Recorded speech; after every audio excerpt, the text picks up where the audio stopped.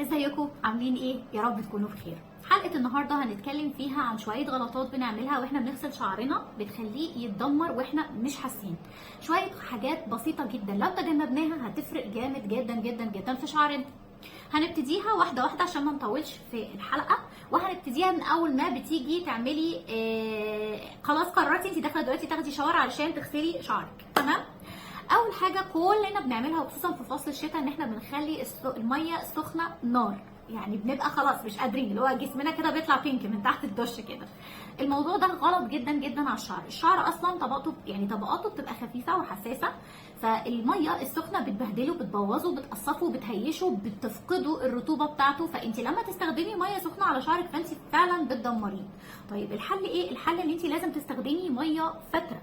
يعني ايه ميه فتره؟ يعني ميه ولا هي بارده قوي ولا هي سخنه قوي، يعني ميه تعرفي انت تحطيها على فروه راسك ما تلتهبش او ما تحسيش ان هي اتلسعت، وفي نفس الوقت لما تحطيها برده على وشك ما تتلسعش. طيب انا بحب اخد الشاور بتاعي بدش، يعني الميه بتبقى سخنه، انا ما بعرفش اعمل غير كده. يبقى الحل ان انت تغسلي شعرك الاول قبل اصلا ما تاخدي الدش بتاعك.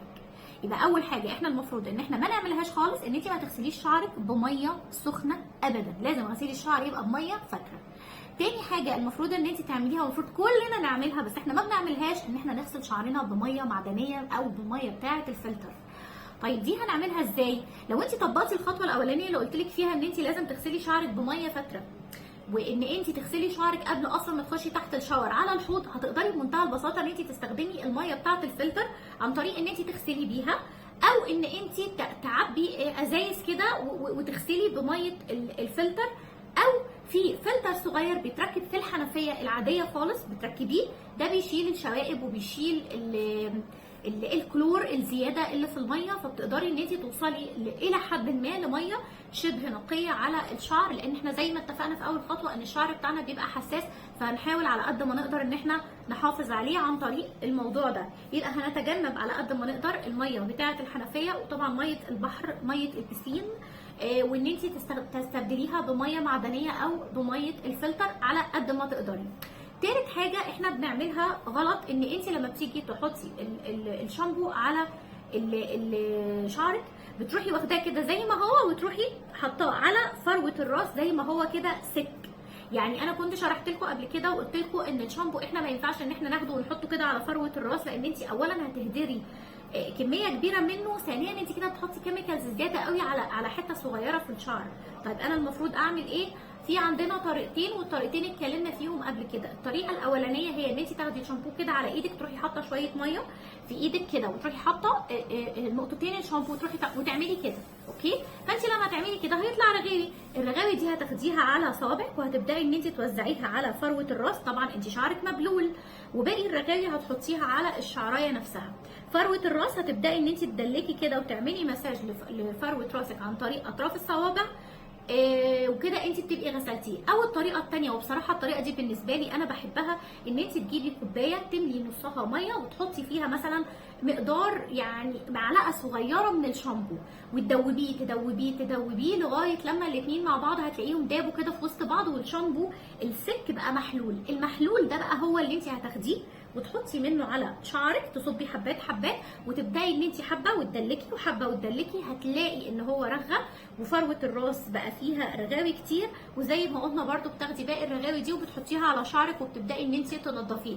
اهم حاجه عندي في التنظيف ان انت هتنضفي فروه الراس، وفروه الراس هننضفها عن طريق المساج، مش مجرد ان انا حطيت الشامبو، لان الغلطه دي معظمنا برده بيقع فيها، تبقي مستعجله فبتروحي حاطه الشامبو وعامله كده كده كده وهوب تحت الحمام على طول او تحت الدش على طول، انت كده ما نضفتيش. انت محتاجه الشامبو ياخد وقته على فروه الراس، وان انت تعملي مساج عشان لو في اي حاجه دهون مثلا لازقه، تراب لازق، بواقي مستحضرات عنايه بالشعر لازقه، تطلع وانت بتعملي المساج ده. المساج بنعمله باطراف الصوابع، ما بنهرش بايدينا، ما بنستعملش بعنف، لا انت بتقلبي شعرك كده لقدام، بتبداي ان انت تعملي المساج على فروه الراس بطريقه خفيفه. الطريقه دي هتخلي في دوره دمويه في الشعر، وفي نفس الوقت هتطلع لك كل الحاجات اللي انت عايزه تتخلصي منها في الشامبو هتسيبيه مثلا من نص دقيقه لدقيقه على فروه الراس، وبعد كده هتبداي ان انت تشطفيه. طبعا لما تشطفيه هتشطفيه برده بميه فتره، ولما تشطفيه حاولي ان انت تشطفيه وشعرك لقدام علشان تنشطي الدوره الدمويه. بعد كده خطوه البلسم ممنوع ممنوع ممنوع يتحط على فروه الراس، لا البلسم ولا حمام الكريم.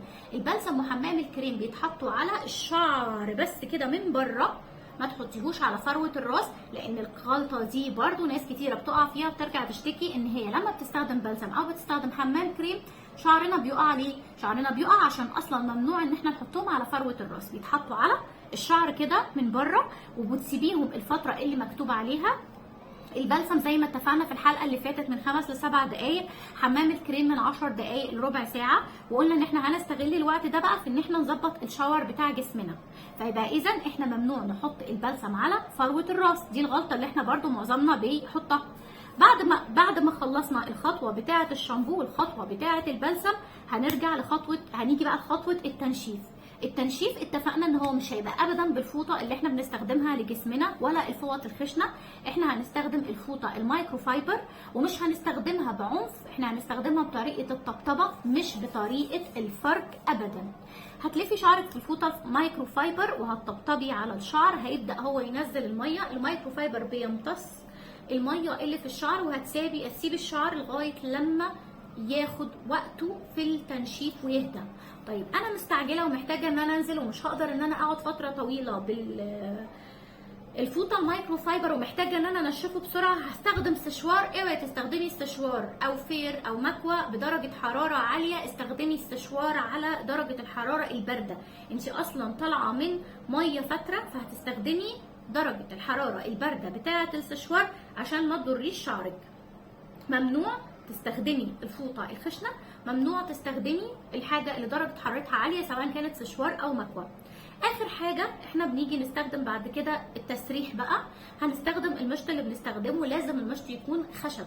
المشط الخشب ما بيعملش اي شحنات مع الشعر، بعكس المشط البلاستيك. المشط البلاستيك بيعمل شحنات وبتخلي الشعر شبه مكهرب، وبيحصل تنافر بين الشعر ده وبيؤدي للتقصف بتاعه.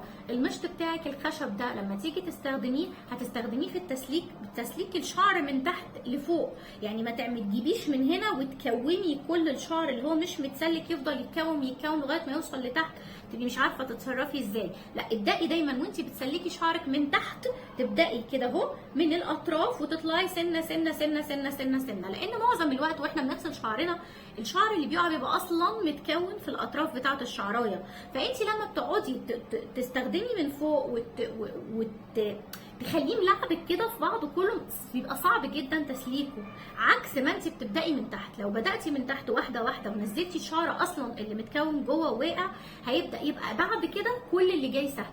فدايما استخدمي المشط بتاعك من تحت كده لفوق لفوق لفوق لفوق واحده واحده لغايه لما تخلصيه تماما وتسرحيه كله. بعد ما بتخلصيه وبعد ما بتسرحيه بتسيبيه بقى ينشف خالص. بعد كده تبداي تعملي فيه التسريحه اللي انت عايزاها، اذا كنتي بقى هتضفريها تعمليه كحكه ايا كان، هو خلاص بقى ايه شبه ناشف، فتقدري ان انت تشكليه زي ما انت عايزه. دي الاخطاء اللي احنا معظمنا بيعملها، واللي بتبقى سبب دايما ان الشعر بتبقى صحته مش كويسه. في خطوه نسيتها في النص واحنا بنتكلم عن الشامبو، وهي ان الشامبو بتاعنا، دي طبعا بقولها في كل الحلقات، الشامبو بتاعنا يا جماعه لازم تستخدمي مره في الاسبوع شامبو يكون فيه سلفات او بديل السلفات عشان ينضف لك فروه الراس من المستحضرات المتراكمه عليه، سواء كانت زيت او كريم او حمام كريم. فانت لازم من ضمن ما انت بتغسلي شعرك، لو هتغسليه مرتين او 3 في الاسبوع، لازم مره واحده فيهم يكون الشامبو ده فيه سلفات عشان تتخلصي من كل الحاجات المتراكمه اللي فيه وتحصلي على شعر صحي. يا رب الحلقه تكون عجبتكم. الغلطات تبان ان هي بسيطه، مفيش معلومه جديده، بس صدقيني انت لو صححتي الغلطات دي هتلاحظي فرق جامد جدا في شعرك. لو حد عنده معلومه تانية زياده، غلطات احنا متعودين نعملها واحنا بناخد الشاور وهو صلحها ولقى ان الدنيا ظبطت معاه، يا ريت تكتبي لنا في الكومنتات علشان كلنا نستفيد. واشوفكم في حلقه جايه ان شاء الله على خير.